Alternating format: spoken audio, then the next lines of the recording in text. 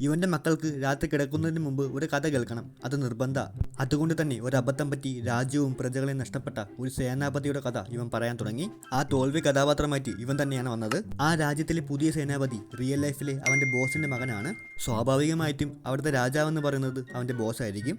കഥ മുമ്പോട്ട് പോകുമ്പോൾ സേനാപതിയായിരുന്ന അയാളുടെ മകനെ അടുത്ത രാജാവായിട്ട് തിരഞ്ഞെടുക്കുകയാണ്. ഇത് കണ്ടിട്ട് ദേഷ്യവും വിഷമവും വന്ന ഇവൻ മുതലകളുള്ള ഒരു കുളത്തിൽ ചാടി ആത്മഹത്യ ചെയ്യുന്നു. അതായിരുന്നു അവന്റെ കഥ. പക്ഷെ പിള്ളേർക്ക് അതിന്റെ ക്ലൈമാക്സ് ഇഷ്ടപ്പെട്ടില്ല. അവർ വേറൊരു ക്ലൈമാക്സ് പറഞ്ഞു. അതായത് അടുത്ത രാജാവായിട്ട് രണ്ടുപേരെ പ്രഖ്യാപിക്കുന്നു. രണ്ടാമത്തെ ആൾ കഥയിലെ നായകൻ. പിറ്റേ ദിവസം തന്നെ ബോസ് നിങ്ങളാരും പുതിയൊരു ഐഡിയ കൊണ്ടുവരുന്നു, അയാളാണ് കമ്പനിയുടെ അടുത്ത ഓണർ എന്ന് പറയുകയാണ്. കഥ സത്യമാവുന്നു എന്ന് മനസ്സിലായപ്പോൾ അവൻ പുതിയൊരു കഥ ഉണ്ടാക്കി. ഫെറാറി എന്ന പേരുള്ള ഒരു കുതിരയെ അവന് ഫ്രീ ആയി കിട്ടുന്നതാണ് കഥ. അങ്ങനെ റിയൽ ലൈഫിൽ ഫ്രീ ആയി ഫെറാറി കിട്ടുമെന്ന് വിചാരിച്ച് അവൻ ആ ഷോറൂമിന്റെ അടുത്ത് പോയി നിൽക്കുകയാണ്.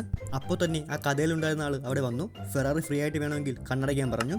കണ്ണടച്ച തക്കം നോക്കി അവൻ ഇവന്റെ പേഴ്സ് മടിച്ചു മാറ്റിക്കൊണ്ട് സ്ഥലം വിട്ടു. അവൻ ആ കഥയിൽ കണ്ട ആളെ അല്ലായിരുന്നു.